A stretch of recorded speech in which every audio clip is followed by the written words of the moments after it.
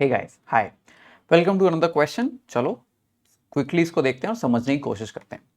Gamete of a tetraploid plant. अब देखो, सबसे पढ़ते ही ना हम बहुत क्विकली काम करते हैं, then we forget to focus on the details.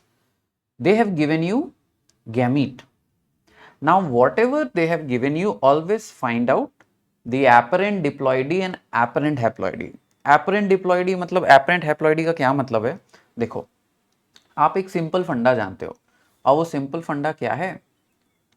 Somatic cell is equal to 2n होना चाहिए, डिप्लॉयड होना चाहिए।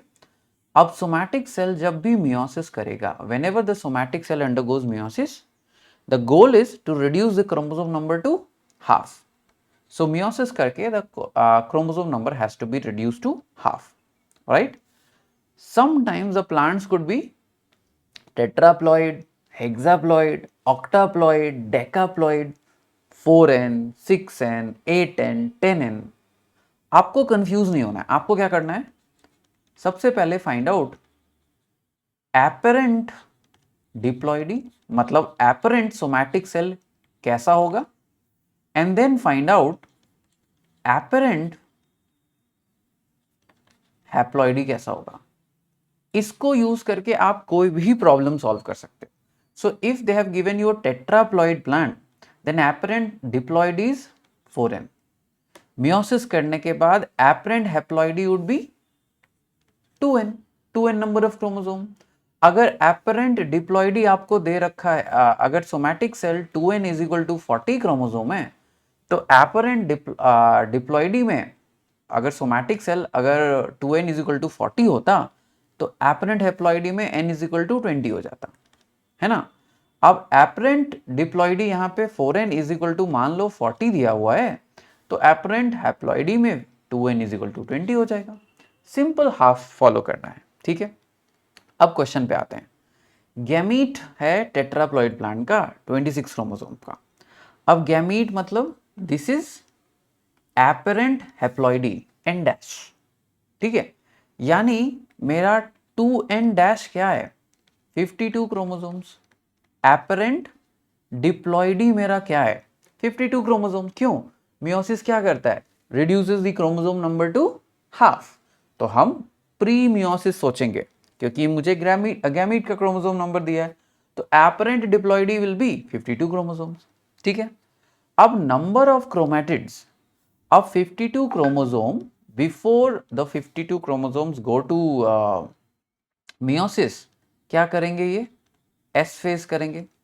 एस फेज का रिजल्ट क्या होगा?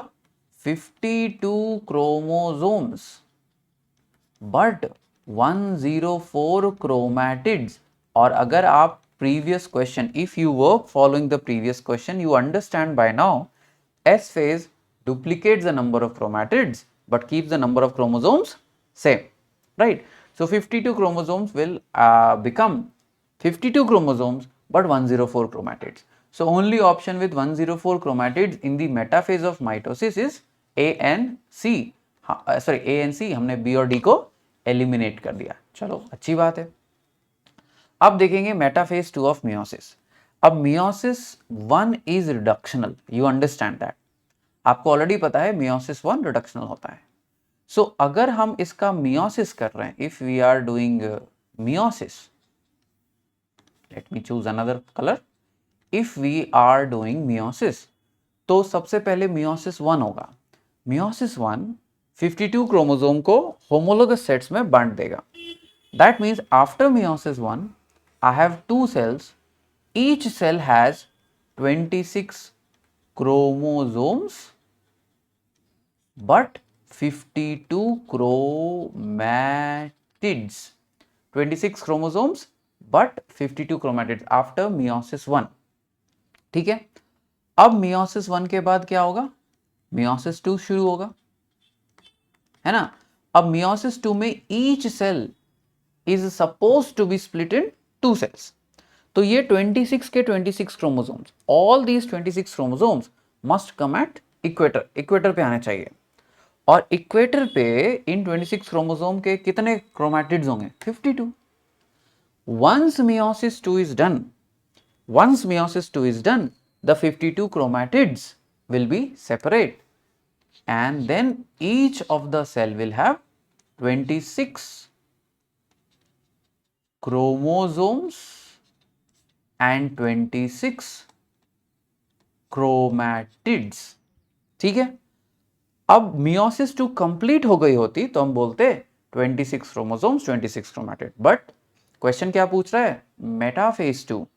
Question is asking you about metaphase 2. तो मेटाफेज 2 में they will still contain 52 chromatids. So 104 and 52, your answer becomes C. Simple है ना, कुछ भी नया नहीं, कुछ भी वैसा नहीं, एकदम simple. Okay, so this is what you have to understand that mitosis meiosis से सिंपल क्वेश्चन आएंगे, बस आप समझते रहो and it would be really really easy. इस चीज़ को हमेशा याद रखना है कि कंफ्यूज नहीं होना, हमेशा find out the apparent diploidy, find out the apparent haploidy, problem solve.